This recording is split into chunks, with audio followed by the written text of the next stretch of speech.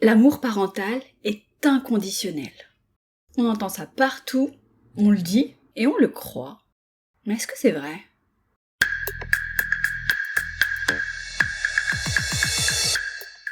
Vous écoutez Daronnade de comptoir, le podcast participatif des darons et daronnes. Je m'appelle Mounam Kinsi et je me pose plein de questions de parents. Car en matière de parentalité, il n'y a pas de doxa, il n'y a que des paradoxes. Aujourd'hui, je me demande si l'amour parental est vraiment inconditionnel. Pas en théorie, dans la vraie vie. Il y a quelques semaines, mon fils a fait une bêtise. Une belle bêtise. Je ne vais pas rentrer dans les détails parce que c'est son histoire. Mais dans les minutes qui ont suivi alors que j'essayais de gérer la situation, j'ai eu une pensée que je n'ai pas vue venir. Une pensée que je n'aurais jamais crue avant d'être une mère. Comme si le temps d'une seconde, l'enfant que j'avais en face de moi n'était pas celui que je connaissais. Et donc, celui que j'aimais. Cette pensée a duré une fraction de seconde. Et puis, évidemment, l'amour est revenu intact, immédiat, comme si de rien ne s'était passé. Mais elle avait existé cette fraction de seconde. Et ça, je ne pouvais pas faire semblant de ne pas l'avoir remarqué. Est-ce que ça veut dire que mon amour pour lui a une condition ? Ou des conditions ? Ou est-ce que ça veut dire quelque chose d'un peu plus nuancé que la grande phrase sur l'amour inconditionnel des parents envers leurs enfants ? Ma question. L'amour parental est-il vraiment inconditionnel ? Ou est-ce plutôt une belle idée, un idéal, une promesse qu'on fait de bonne foi, mais qui se heurte dans la vraie vie à des moments où quelque chose vacille ? Et si l'amour peut vaciller sans disparaître, est-ce que ça le rend moins réel ? Ou est-ce que ça le rend juste plus honnête ? J'ai fait des recherches. Et j'ai trouvé quelque chose de super intéressant.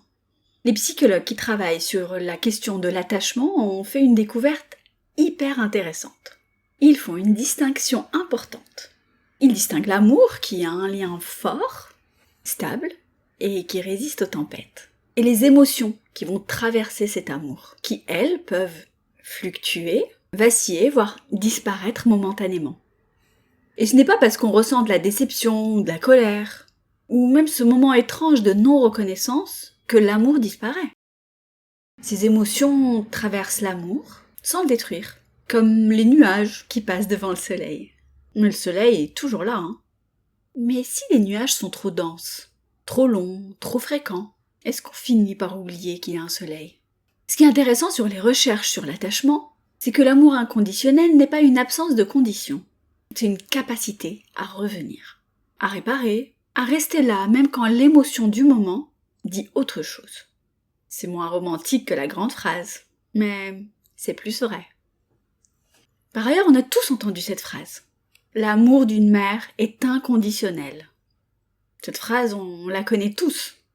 Elle est dans les chansons, dans les films et même dans les discours de remise de diplôme. Elle fait partie du mobilier culturel de la modernité. Elle a une fonction, elle protège les enfants, elle pose un cadre. Quoi qu'il arrive, tu seras aimé. C'est une promesse fondatrice et hyper importante, voire nécessaire. Mais elle fait quelque chose aussi de moins visible. Elle crée une pression énorme sur les parents qui ne ressentent pas toujours cet amour de manière fluide. Cette manière continue ou sans interruption, sans faille. Ceux qui traversent des périodes de distance, de doute ou d'ambivalence, ceux qui ont du mal à aimer un enfant difficile, un enfant qui leur ressemble trop, ou un enfant qui leur renvoie quelque chose de douloureux. Ces parents-là, quand ils entendent que l'amour est inconditionnel, alors qu'ils ne le ressentent pas comme ça, ils peuvent conclure qu'ils sont des monstres, de mauvais parents, alors que peut-être ils sont juste plus honnêtes sur quelque chose que personne ne dit. Ce que j'observe chez moi, c'est que l'amour pour mes enfants est la chose la plus stable qui existe. Il est là le matin, quand ils sont insupportables. Il est là le soir, quand ils dorment, et que je les regarde en me demandant comment j'ai pu fabriquer quelque chose de si magnifique. Mais stable et inconditionnel, ce n'est pas vraiment la même chose. Il y a des comportements de mes enfants qui vont mettre une forme de distance, pas de leur amour, plutôt de leur compagnie. De moments où j'ai pas envie d'être avec eux, où je suis soulagée qu'ils aillent jouer ailleurs. Ou quelque chose en moi dit tout simplement « pas maintenant ». Est-ce que c'est une condition pour l'amour ? Je ne crois pas. Je crois que c'est une condition sur la présence. Je pense qu'il ne faut pas confondre l'amour et la présence. On peut aimer quelqu'un et ne pas vouloir être avec lui à tout instant. C'est vrai pour nos amis, notre conjoint. Pourquoi ce serait pas vrai aussi pour nos enfants ? Voilà ce qui me perturbe vraiment dans ce sujet. On dit que l'amour parental est inconditionnel pour rassurer les enfants. Pour leur dire « tu peux te tromper, tu peux décevoir, tu peux être difficile, tu seras quand même aimé ». Mais en disant ça aux enfants, on se dit aussi des choses à nous. On se pose une barre. On se dit que notre amour doit être inconditionnel, et quand il l'est pas parfaitement, quand il vacille ou se complique, on se juge. On a transformé une promesse faite à l'enfant à une injonction faite aux parents. Et ce que je me demande, c'est si cet amour qui s'assume imparfait, qui traverse des moments de doute, et qui revient quand même, n'est finalement pas plus solide qu'un amour qui prétend n'avoir jamais fléchi. Le marbre ne fléchit pas, il casse net. Le bois, lui, il plie, et il tient. Bon, j'ai mes paradoxes, vous êtes prévenus.